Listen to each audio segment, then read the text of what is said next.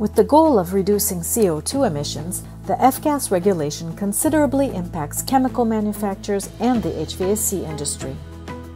Trane engineers concluded that the most sustainable and future-proof low-GWP alternatives to transition away from the higher GWP refrigerant R410A were R454B and R32, and then excluded R32. Let's see why. Most criteria are equal or nearly equal, such as performance, toxicity, flammability, and servicing. Studies prove that the glide of R454B is insignificant and that no mechanical compensation is required to ensure that the unit runs with the performance it was originally designed for. So what is the real base of comparison?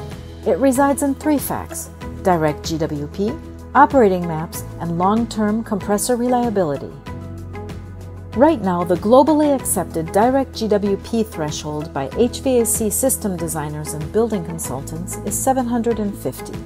R32's direct GWP exceeds this threshold and is 45% higher than R454B's, making R454B the more sustainable choice.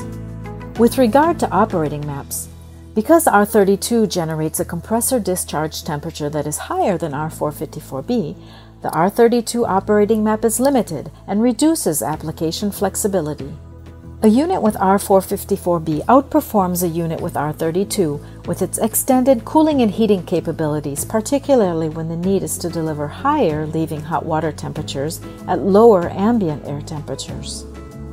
We also see improved seasonal efficiency for units running with R454B.